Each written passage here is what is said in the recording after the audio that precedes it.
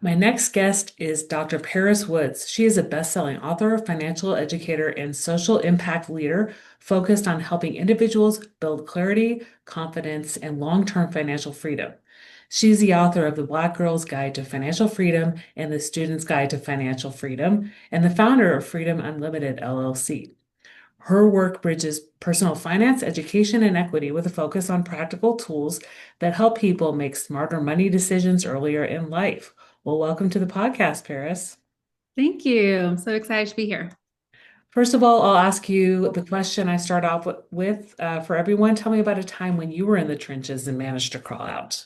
Oh man, I feel like life for me, it kind of started in the trenches, which, at some point you got to realize you're dealt a hand and your job is to play the hand you're dealt. In my case, I grew up with a loving, fabulous, encouraging mother who unfortunately struggled financially. Mhm. And so our family, sort of a single parent household, a low income household.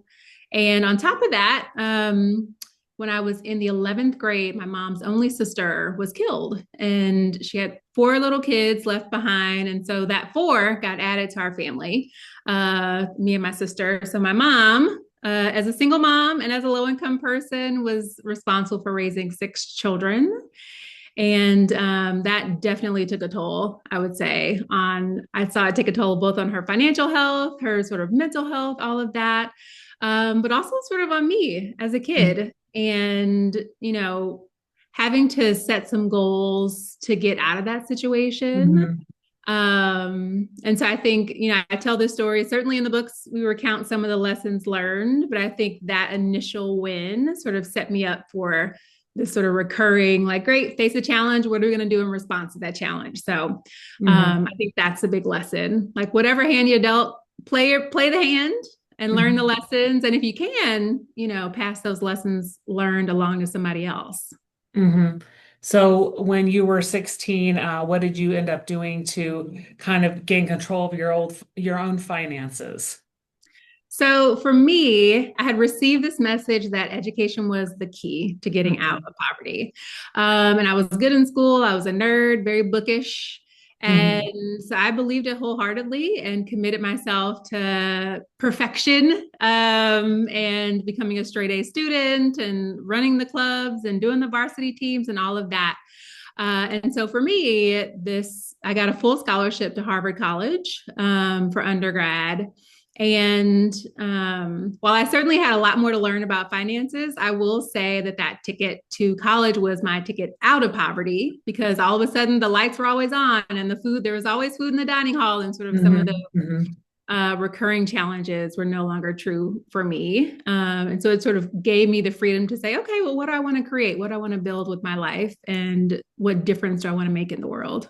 Well, not having that college debt set you up then once you graduated. So, talk to me a little bit about just going from work that you've done previously. You have worked also as a chief program officer at Strive Together, and you're also an adjunct faculty member of educational leadership at Tulane University. So, talk to me a little bit about some of these other roles and how those have also influenced some of the work that you're doing now with your books. Yeah, absolutely. So I sort of shared that once I made it to college, I had some soul searching to do. I think I entered planning to become a psychologist and sort of help people work through the emotional trauma of life, and became acutely aware of the differences in educational preparation for college based on your family background and based on your zip code.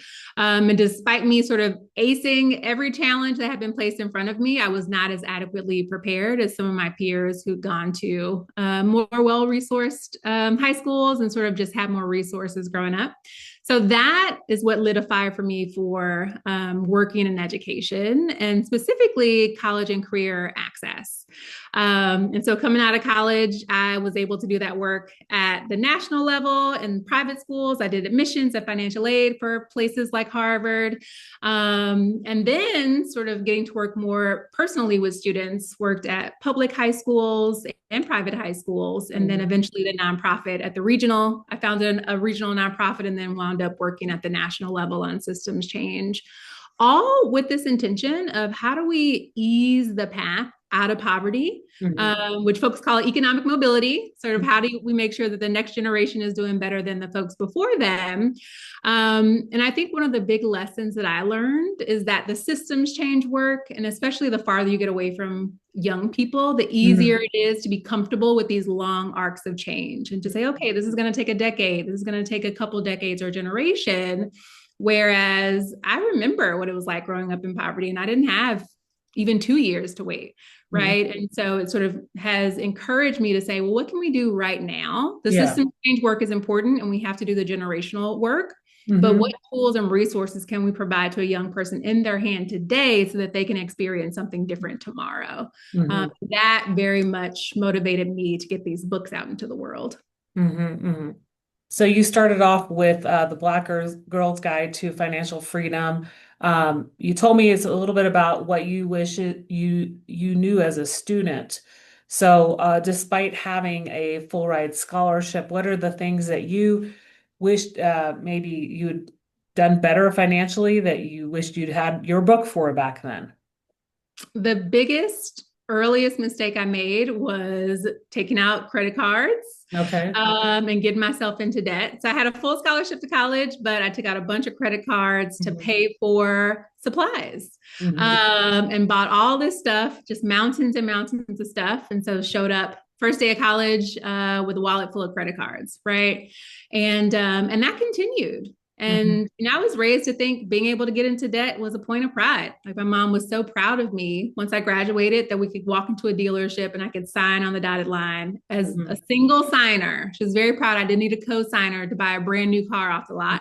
Mhm. And of course, later I realized, well, man, I'm paying all this extra for the Mhm. cost of a brand new car, all the depreciation the moment you Yeah. drive it off the lot, right? And so a lot of these financial decisions early on resulted in me having mountains of debt that I ended up taking years and a lot of hard work to climb out of. And Mhm. those were some of the first financial mistakes that I made.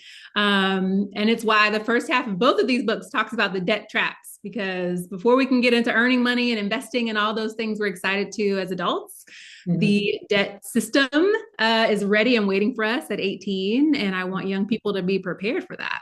Mhm. So you fell into this trap of, getting credit cards kind of when they're trying to sell those to you, and also, not thinking about the interest on a car loan and some of those things that younger people really don't think about in the long term. So, That's right. Until you're much older and you're wondering, why do I have so many loans to pay? So much of my paycheck is eaten up with student loans. I did take out student Mhm. loans for a master's degree and debt payments. And Mhm. so many adults, I think, feel squeezed and wish we could save, wish we could invest. And Mhm. usually, I can see a loan or two or multiple eating up very valuable cash on Mhm. folks' budgets. And so the more we can get ahead of that, great. And if folks are already behind, we can climb out of it. I'm a testament to that, that it's never too late Yeah. to get out of debt. But if we could help young people avoid it altogether, I think that'd be a big win.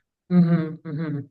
Do you think it's more of an age thing, a demographics thing, or a gender thing when it comes to people getting in debt, like the credit cards and the taking out car loans for brand new cars and those types of things? Is there really, have you looked at the data in terms of like age and demographics, gender, et cetera? Yeah, I haven't seen on the car loans. I do Hmm. know that Black women, especially, are more likely to be indebted with student loans. And Hmm. we do see some demographic trends Okay. there. And then, one of the tricky pieces, one of the books I was reading personal finance books in high school, and Hmm. they didn't warn me against debt. And one by a very popular financial guru, suggested using credit cards early on in your career. And her advice was that your income will grow and you'll be able to level out your expenses later. Hmm. Which of course came to bite me in the butt as Yeah. someone who worked in education and sort of didn't all of a sudden fall into money. Hmm. But then we sort of think about, some of the inequity we see in society around earnings for women earning less, for people of color earning less with similar educational backgrounds, et cetera. And so a lot of times the mainstream advice doesn't work for folks who come from marginalized communities because the opportunity gap that exists prevents recovery from some of these earlier choices. Hmm. Hmm. So you have now written The Student's Guide to Financial Freedom. Tell me a little bit about how that book is different than your first book and how that can help students that are coming out of high school or in college before they actually take out those loans. Yes, I wrote this specifically with high school and college students in mind, and took some of the topics that we were able to talk about in the Black Girls Guide and adjusted it to say, okay, of course, later on in your career, you'll want to make some money, but how are some ways that you can start setting yourself up while in high school, while in college, in order to get that job of your dreams or set yourself up for career success? As someone who's worked in college and career access for 2 decades now, so often we tell students, get the degree and it'll lead to the money, but there actually isn't we haven't actually trained them how to translate education into cash, right? Income, and how to translate education into career. And so that's just one example of some of the ways I've taken the topics from the Black Girls Guide and adapted it for a student audience to say, here are actions that you can take today, even if you're not 18 yet. You can start practicing saving. You can actually start practicing investing through custodial accounts. So, how do we take some of this financial knowledge and make it relevant to folks, young people in the present, as opposed to just trying to train them for the future and hoping that they remember it when they get there? Have you seen trends at high schools into having more financial ready classes or at least something built into advisory schedules, maybe more so than in the past decade or two? Absolutely. This is such good news that so many states are adopting financial literacy requirements. California just picked up one. I live in New Orleans. Louisiana has implemented. My hometown of St. Louis, Missouri has implemented these financial literacy requirements. So I think we're headed in the right direction. Hmm. And I think what's needed next, and one of the reasons I'm excited for this resource to be available, is to make sure that the information we're providing is sticky. So Hmm. we don't want it to just be another boring finance class. How many folks are always talking about all the things we forgot from school. Hmm. So how do we make this sticky? How do we make it relevant? How do we make it interesting, exciting? Hmm. And so that's what I'm up to in this book, and that's what I'm up to at this stage of my career. You Hmm. mentioned Freedom Unlimited LLC, which partners with institutions, schools, and Hmm. nonprofits in order to provide culturally relevant, accessible financial literacy education to young people. Hmm. Hmm. So when you are providing these resources, is that via webinars? Is that via visiting campuses? Or maybe just providing your resources to maybe counselors at schools that can then go on your website? How can students access these resources? Yeah. So, first of all, the full gamut is available. If Mhm. folks are interested in bulk purchases and just picking up the book for part of their curriculum, that is available. And we have free worksheets so that Mhm. the exercises in the book can be used in a classroom setting. One thing that I learned early on as an admissions officer is that something about my face and my Mhm. personality showing up at your school seems to move young people to action. Okay. Um, and so I have made myself available for workshops and trainings for students as well as for teachers and parents, because Mhm. oftentimes kids take what they learn at school and then it's the adults who are in their lives who are helping Mhm. them implement, helping it stick. And we know how uncomfortable we adults are talking about money. And so I've sort of been able to provide trainings for the full gamut there. And then super excited to think about, I would say, make sure you're plugged in to my social media and email Mhm. list for some of the experiences that we're developing coming online once we are on the other side of this book launch. Okay, so you mentioned in the pre-chat you're setting up a book tour. So as we record, your book is about to come out, but the episode will be out a little bit later. So Is the book tour based on just those locations where people would be interested in buying bulk? So how does the book tour function? Is this going to be virtual? Are you traveling? Let me know. Yeah, we're hitting up bookstores, and I have a Okay. team setting up the tour. Hmm. But beyond sort of your typical bookstore tour, which is kind Sure. of that's what the publicist team sets up for you. As an educator, my intention is to visit schools and actually meet with young people. Hmm. And so that's available to schedule. I would say no matter what date you're watching this, pariswoods.com is my personal Hmm. website, and there is a contact me form there where you can reach out directly and we can schedule some time for a visit if you'd like to have me out or like to talk through some of the bulk purchasing or some of the partnership options. Okay. Okay. So I think your book is definitely something that teens would benefit from, especially if they are just, having their first job or have worked a job for a year or so and they're maybe not putting money in savings yet and they're not sure what they're going to do after high school, but really being able to starts with the savings. You do talk about, for example, money being a tool for choice, stability, and power. So, how is that message brought forth to these younger students who are just working their first job and, everything's been paid for them so far? Mhm. Yeah, my favorite chapter in both books is the one on envisioning what you want for your future. I call it Mhm. dream. And I think the reason this is so powerful, even for adults, like so often I do coach some executive women and they come into these calls talking about with guilt for things they feel like Mhm. they should be doing with their money. Mhm. And so we sort of have this feeling of here are the things I ought to be doing, but there's a motivational gap. Okay. And so I pull us back from the shoulds and start with the why. Like Okay. what is it that you want to create? What is it that you want to enable for which money is a tool? The Mhm. book walks us through how money becomes a tool for ultimate freedom, freedom of Okay. your time, freedom of your labor, freedom of how, living your life according to the things that call you as opposed to doing whatever you need to do to earn a paycheck, right? Mhm. That's certainly how I was raised. And I had a mom who worked jobs and I saw her crying and, struggling with some workplace situations that she couldn't escape because she needed the money. So Mhm. ultimate freedom is how do we have money enable us freedom of choice with how we spend our time and how we spend our money. And so that dream chapter is really important. It comes right in the middle. So we start for both books, we start with the debt traps because that's what's waiting for you. And we Mhm. have this sort of societal notion that debt is normal. And so I want to sort of start to shift our mindset away from debt.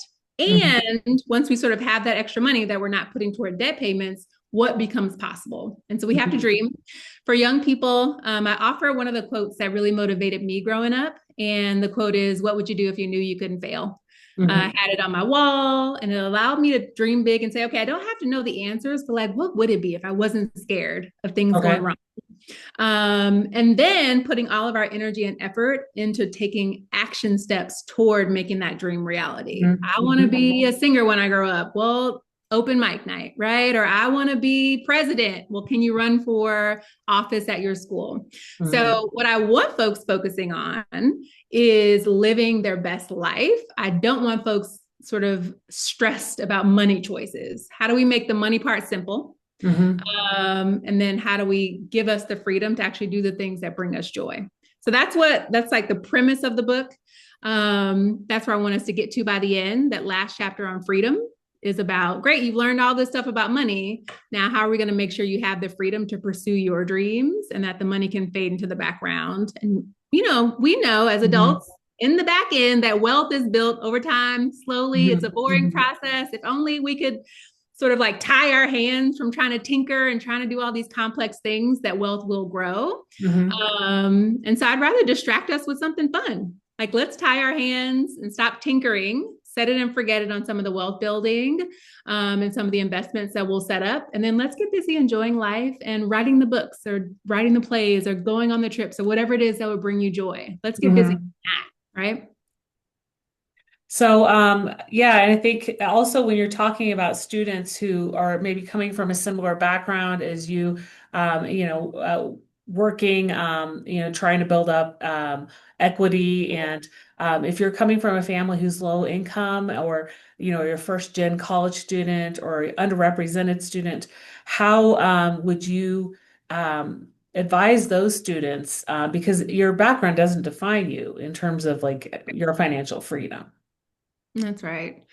I think one of the biggest sort of maybe disappointing messages that young people receive is that the pathway to college is unaffordable. And so much my early career specifically was around breaking that myth. I think my Mhm. story is a testament to that, that the sticker price on a college doesn't actually equal what you'll pay in the end.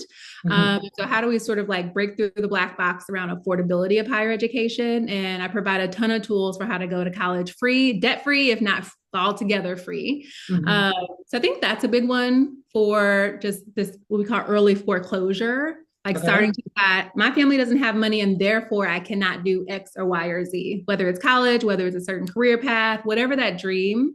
So often young people think, well, I can't achieve my dreams because my family doesn't have the money. Mhm. And we've got to break those two things apart. Mhm. Mhm. And one of the things, that I do in the book is tell my story. I just tell the truth. Like here's what family life was like. Here's some of the challenges I faced, and here are Mhm. the mistakes I made. Here's exactly how I signed up for the credit card and the car loan and the graduate student loans.